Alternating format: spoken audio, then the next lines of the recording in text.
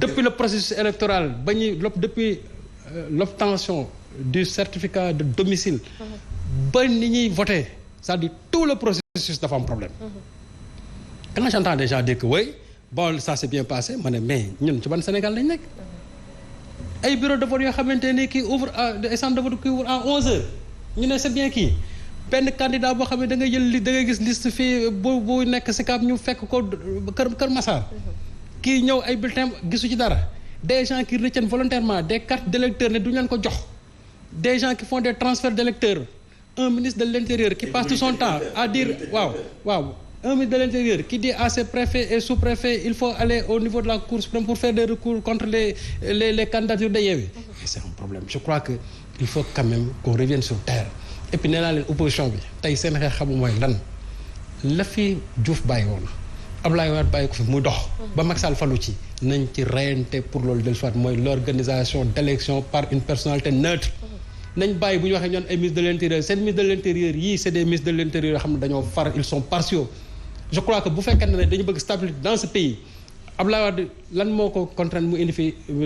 comment dire un chargé des élections Abdou Diouf il l'a fait ñu gagné ko ci mais pourquoi le président Macky Sall du ko def bu ñu ko ci waree gagné ñu gagné ko ci léegi ñoom ñu ne ministre de l'intérieur mën na ko mais on s'est rendu compte que le ministre de l'intérieur ne peut pas du tout organiser les élections donc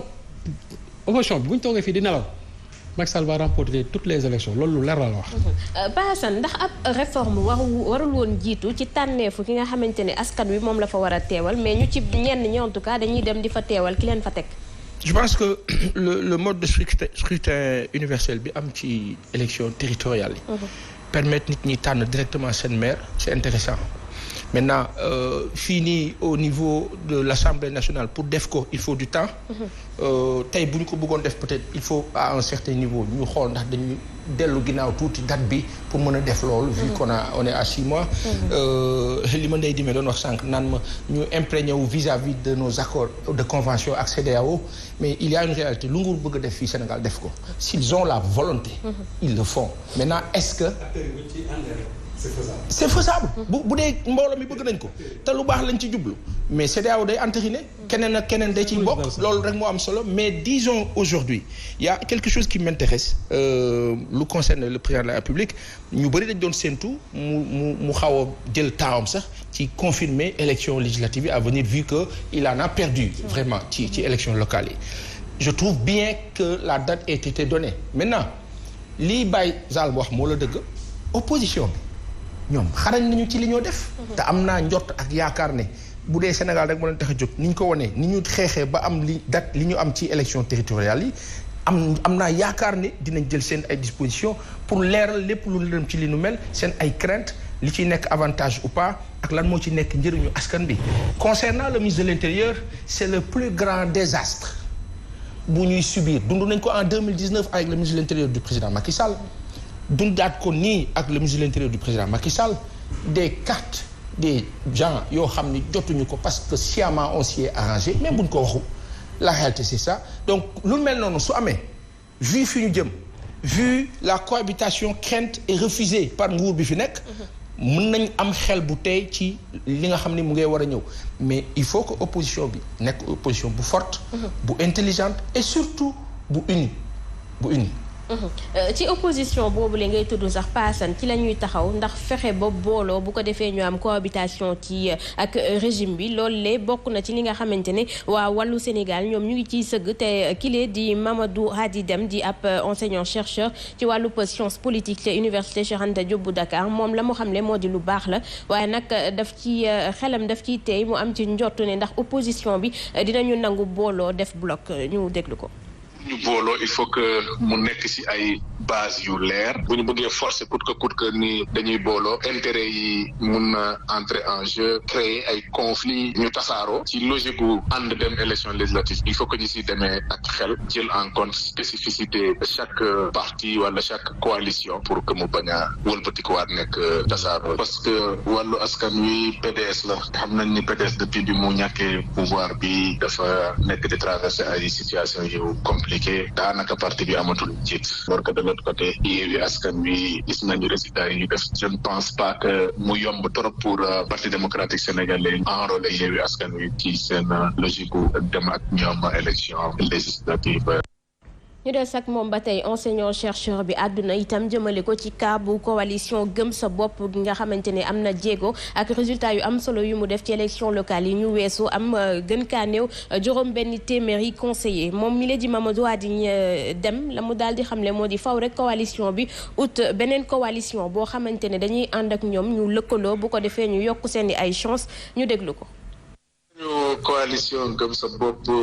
remporté quelques localités mais amaguñu benn poids national boo xamante ni mën na leen permettre ñu dem ñoom kese espérer am dara ci élection législative il faut que mu am ñu ànd parce que léegi démocratie électorale yi toll nañu foo xamante ni daanaka kenn mënatul beddeeku rek dem wuti suffrage tu es obligé am ñoo àndal tu es obligé am foo sukkandiku pour yokk sa chance am ay représentants assemblée.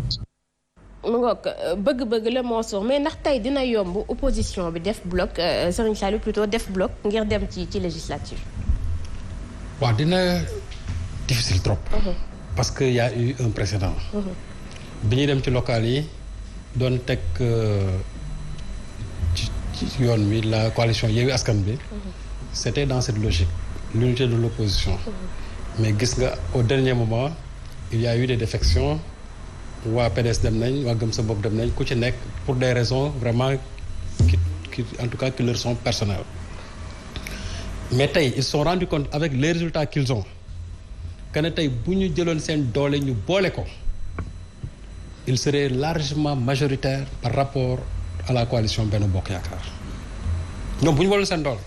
parce que si Benno obtient ay 783 là où la coalition du pouvoir a 1384 du moins 1 million 384 ñi am 700 083 mais soo jëlee par exemple li wàllu am nga jël li bokk gis-gis am li bunt bi am ñu boole ko c'est-à-dire day romb largement ce que la coalition au pouvoir et c'est là où foofu laay fustiger pouvoir bi parce que boobu léegi ñu ngi véhiculer les chiffres di wax naan ils ont gagné à 80% en valeur relative bu la neexee en valeur relative mais bu dee en valeur absolue ñoom ils n'ont pas gagné en valeur relative mooy nga jël communes yi nga ne nombre de communes yi gagné naa temps waaw mais électoralement parlant ñaata nga am comme voix et c'est là où réside le problème en 2009 c'était le même problème Abdoulaye Wade s'était retrouvé avec beaucoup plus de communes mais avec la avec le comptage des voix il s'est retrouvé avec 47-48%. fii aussi ce serait la même chose fii sax dina gën a wàcc xam nga nag ñoom actuellement pouvoir bi ce qu'ils sont en train de faire moo di ñoom dañuy jël par exemple la ñu am ak yeneen yi la ñu am jàpp nañu ne ñoom la far parce que je te donne l'exemple de Serigne Mboup ñoom boo xoolee tableau bi ñuy établir dañuy bind Serigne Mboup mouvance présidentielle jël def seen gafaka waaw Serigne Mboup ci boppam moo taxaw mu ne moom bokkul coalition présidentielle te Serigne xamoon na ne bu ci demoon du am loolu parce que président Macky Sall proposé woon na ko mu ne ko maa bañ même ñoom seen liste parallèle yooyu ñuy wax am na ñoo xam ne bu ñu defoon liste parallèle ña voté liste parallèle boobu mu gagné du ñu voté ki nga xamante ne moo nekk foofu. il ne faut pas qu'il se trompe. et li ma metti mooy le président s'est fait avoir parce que ba mu dégg naa ko dem muy wax exactement li ñu bind ci document bi moom la te document bi c'est un faux document. document bi c'est un faux document xam nga tax ma wax la ko. je donne l'exemple par exemple d'une commune comme Mbellacadiao. Mbellacadiao ki ko gagné il est de l'opposition il a 32%. la coalition Benno Bokk Yaakaar à 30%. dans le décompte on a mis Benno sort gagnant. tu vois ce que je dis. te erreur yooyu nag dafa bari tableau bi. mais boo ko gisee nañu bind tableau bi Macky Sall n'a fait que répéter ce qui se trouve dans ce tableau. et c'est dommage que pour ñoom ñuy nax seen leader coalition. c'est dommage alors Passane rapidement gis nga expert bi dégg nga li mu wax ci coalition gëm sa bopp participation bu njëkk ñu am plus de 600 conseillers mais jàpp na ni ngir ñu gën a seen doole ngir mu gën a bari foog ñu lëkkaloo ak beneen coalition. alors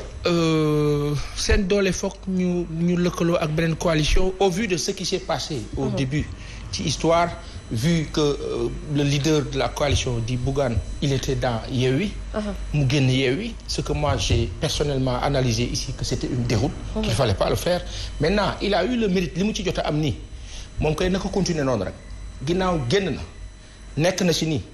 na continuer gëm boppam tracé yoonam lu mu am mu xam ne loolu la ko yàlla defal. ça c'est ma petite philosophie il faut pas que mu chercher à rejoindre qui que ce soit dès lors que génn na ba am ci lii na wéy yàlla yaatu na.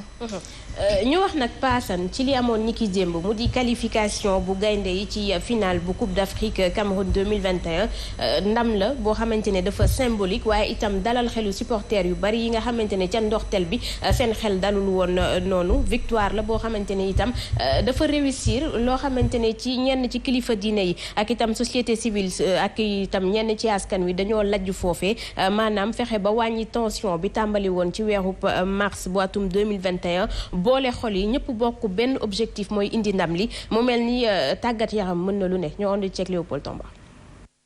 kii ni woon bal football bu xasee bay bërëngu ñëppal la ciy boole lii xew démb ci Cameroun ak demi-finale bi dox ci diggante Sénégal ak Burkina Faso daa laaj ab jàngat leer na ni Sénégal démb ñetti bal ci benn la bàcc équipe bu Burkina Faso lu ko dalee Kédougou ba Dakar askan wi maase doon benn say ndax bég lu ni mel Sénégal soxla